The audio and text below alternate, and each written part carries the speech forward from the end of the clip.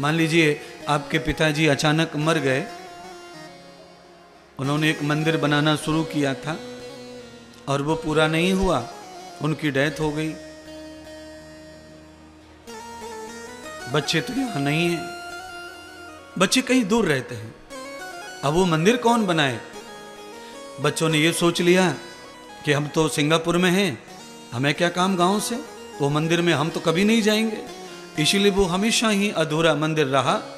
उससे पितरों को कष्ट तो होता है, पर पुत्र और पौत्र का नाश होता है।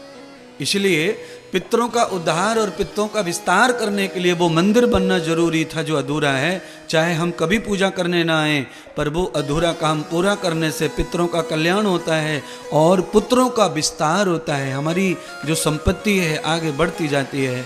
बच्चों के बच्चे, बच्चों के बच्चे, बच्चों के बच्चे होते चले जाते हैं। घर में फिर कोई बहू बांझ नहीं रहती है। इसको विस्तार कहते हैं। इस तरह का विस्तार जब हमारे परिवार में रुक जाए या रुक सकता है, ये डर हो, तो हमें अपने सूझ असूझ, जान अजान में, जाने या न जाने तो भी श्रीमद् भागवत कथा, यज्ञ, दान, भंडारा, गौ सेवा, गौ दान, गौ पूजा सीटी सीटी मार रहा है,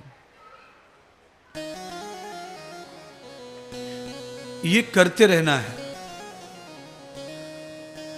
हमें पता नहीं है कि हमारे पितरों का क्या हाल है, तो हमें पता लगाना भी नहीं है, क्योंकि पता मिलेगा भी नहीं। पितरों का मरने के 1 सेकंड बाद हम ये नहीं बता सकते कि मरने वाला कहाँ चला गया।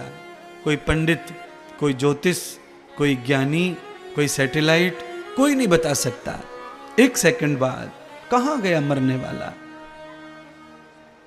किसी को नहीं पता। तो इसलिए हमें खोज करने की जरूरत नहीं है कि हमारे पितरों का क्या हुआ क्या नहीं हुआ।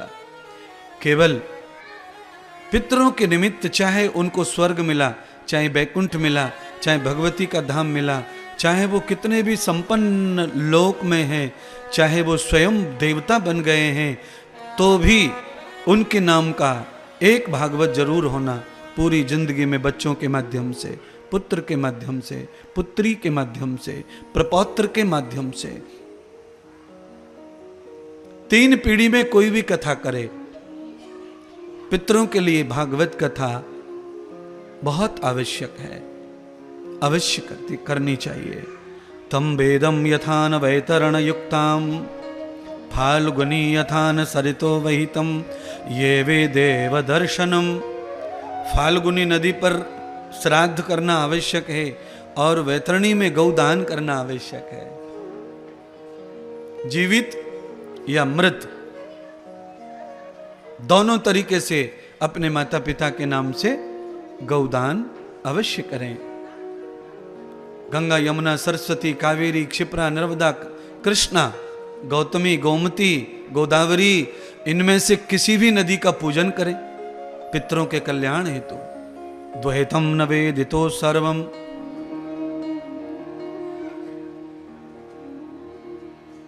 और ये सब करने के बाद भागवत कथा अवश्य करें। पितृ को ढूंढे नहीं, खोजे नहीं, वो मिलेंगे नहीं। केवल नकली या असली जो परंपराएं हैं उसमें से कुछ मान्य हैं और कुछ अमान्य हैं। जो अमान्य हैं उन्हें कभी मत मानो और जो मानने योग्य हैं उन्हें कभी अमान्य मत करो, उन्हें अवश्य मानो, उन पर चलते रहो। पितरों को क्या मिलेगा, किसने देखा? भागवत का फल, गौदान का फल, तर्पण का फल, उनके नाम के मंदिर, उनके नाम के कमरे, अनाथालय, विद्यालय, उनके नाम के कुछ भी करने से उनको क्या मिल रहा है क्या पता। सुनिए, उनको कुछ मिले न मिले ऐसा मत सोचो, आपको अपना कर्तव्य पूरा करना चाहिए। ऋण होना चाहिए, ऋण से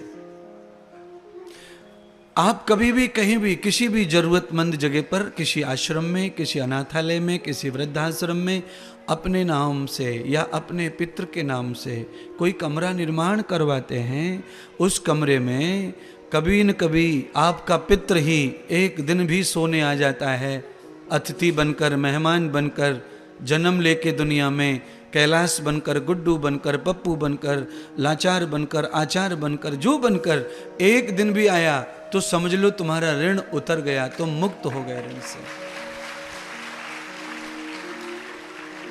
तुम्हारे नाम की जो गौदान है, उस गाय का दूध किसी आचार्य ने, ब्राह्मण ने, संत ने, किसी भूखे ने एक दिन भी पिया तो समझो तुम्हारे पितृ को प्राप्त हुआ, तुम्हारा ऋण उऋण हो गया। तुम्हारे भंडारे अंडारे जो भी तुम करते हो या नहीं करते हो तो करो, अन्नदान।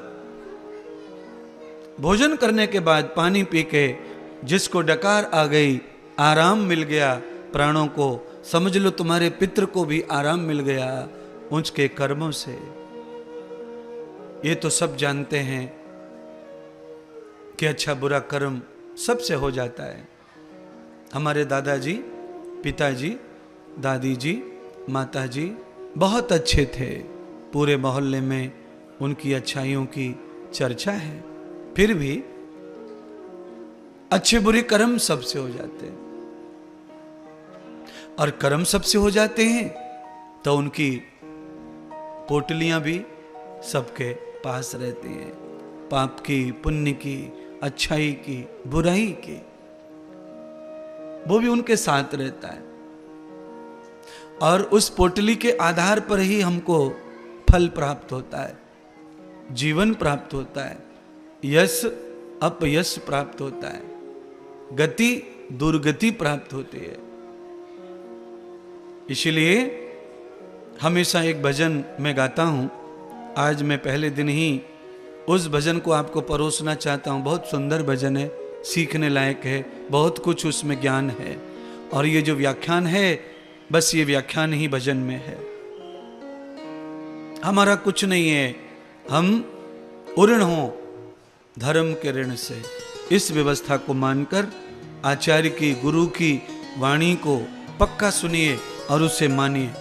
उस पे मंथन मत कीजिए, उस पे विचार मत कीजिए, उस पे निर्णय मत लाइए, उसको करना है ये निश्चित कीजिए। जो वाक्य कह दिया आचार्य ने, गुरु ने, उसको करना है बस।